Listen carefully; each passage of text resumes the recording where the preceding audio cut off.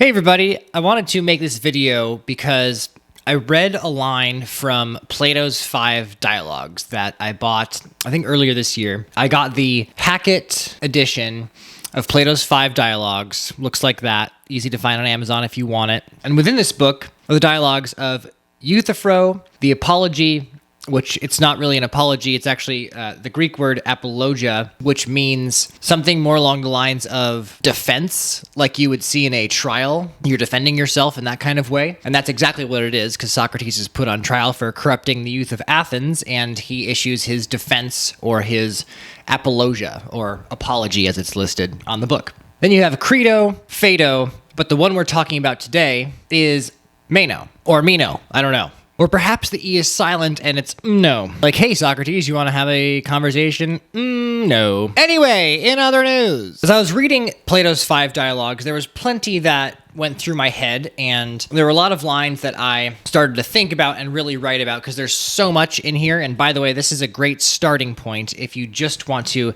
get into philosophy.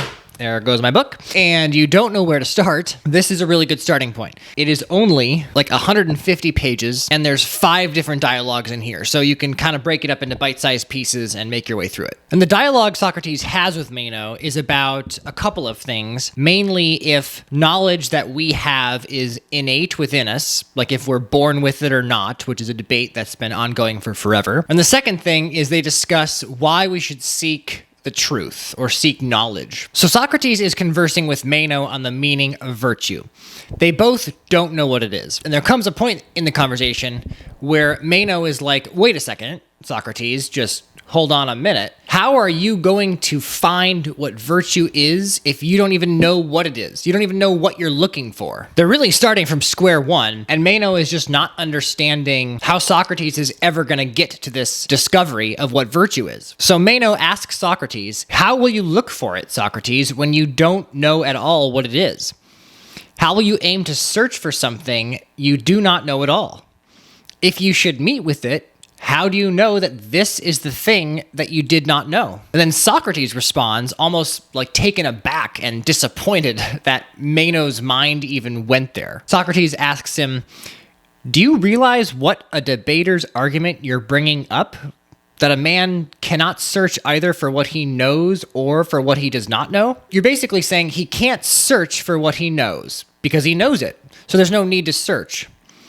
Nor for what he does not know, because he doesn't know what to look for. So right there, Socrates takes Meno's argument, he encapsulates it, and articulates it back to Meno in a form that kind of has Meno on his heels a little bit. Because there's implications to Meno's argument that Socrates tries to pick apart later, which we'll also go over in a bit. But Socrates goes on to say, we must, therefore, not believe that debater's argument, for it would make us idle, and faint-hearted men like to hear it. Whereas my argument makes them energetic and keen on the search. So let's break it down. Socrates says we must therefore not believe that debater's argument. He says we must. He doesn't say, we shouldn't believe that debater's argument, or I suggest we don't believe that debater's argument. He says we must not believe that debater's argument. The word must does not imply that Socrates is casually suggesting this. It's not a recommendation. He's not being like, there's a lot of ways that you could slice this, but, I think what's best for me and for others is to do this. No, must means that everything else isn't an option. Like, this is business critical.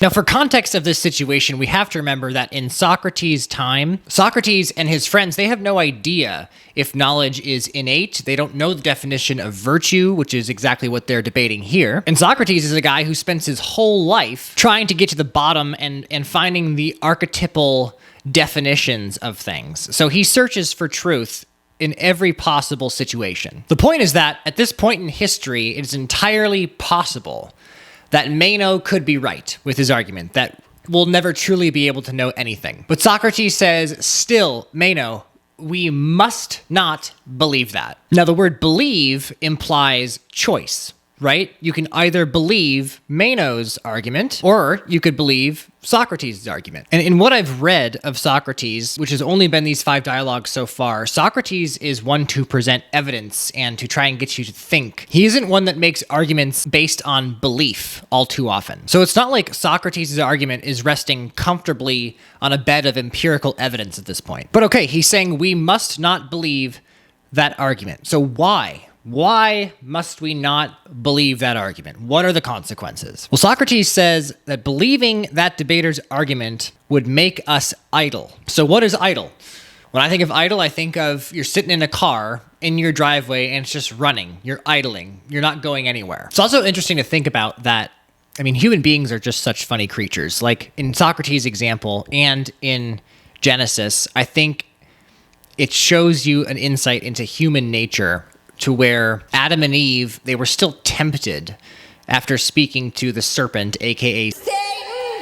They were still tempted to eat of the fruit of the tree of knowledge of good and evil. They were still tempted to gain knowledge. And Socrates is like the perfect archetype of the person who is constantly hungry for knowledge. And I think that that's a universal trait, is that we are hungry to know things, but at the same time, the opposite is true, to where we do not want our conception of reality or the values that were built in us as children, we don't want those to be challenged. But to challenge those values, you would need to seek knowledge. The last thing we want is for core pieces of our mental framework of how the world works to be challenged. If we don't go looking for something, whether it's knowledge or something else, because we don't know what it is or we don't know how to find it, we're idling. If we think we know everything already, we're idling. Both of those options, Socrates says, are no bueno. If we don't seek knowledge because we fear the unknown, or we don't even want to confront the unknown because we don't know where to look, Socrates is saying that's a mental block. And I am 100% guilty of it nearly on a daily basis, where there's a task that I have to do, and maybe you go through this as well. There's a task you have to do and you don't quite know all of the answers and how you should do that task. You don't know how to break it down yet. You kind of have to go into it and figure it out and tinker. And because we have to tinker and figure it out, it's kind of a lot of work mentally to get yourself in a comfortable place where you know how to do something and you've got that knowledge. When you are trying to figure something out, but you don't know it yet, that's that feeling is do I really want to dive into this? I feel like I don't want to get into it because it's not something that is going to come easy to me. And Socrates points out that that is being idle, and that is not good. We need to be comfortable with going out into the world and finding that knowledge. And as I spoke about in a video I did previous to this one, 5 lessons in 50 books, going out and getting that knowledge and doing things like reading, that's how you grow. That's where growth comes from. But why are people uncomfortable going out and seeking that knowledge? Why is that a feeling that deters a lot of people? I think it's a couple things. I think one of them is that if you go out and you're trying to find something out, you're admitting to yourself and maybe others that you don't know something. And that's a vulnerable position to be in. Now, the second part of Meno's question is, what if you already know something? Why would you need to seek additional knowledge? And I think people are uncomfortable with that because you're allowing yourself to entertain the idea that you could be wrong, even with the knowledge that you currently have, which is also understandably uncomfortable. And if we believe that that's the case, that knowledge really can't be found if we don't know what we're looking for, or that we know it all, that's what leads us to be idle. And I get that it's uncomfortable to search for knowledge, but that's the call to adventure, or it's a call to adventure. And Socrates touches on this, I think, in the next line, where he says, "It would make us idle, and faint-hearted men like to hear it." What does faint-hearted mean? Faint-hearted means lacking courage. So who's the type of person that would search for knowledge or question what they already know?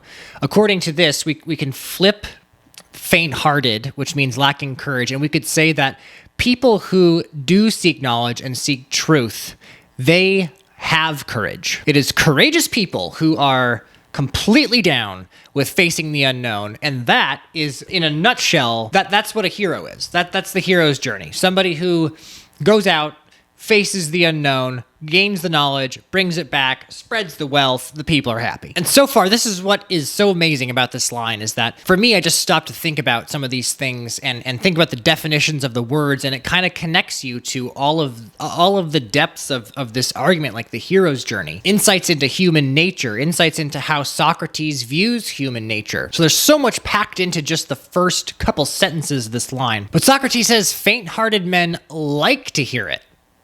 They like to hear that they don't have to do anything, that they can remain idle. So why would someone like to hear that?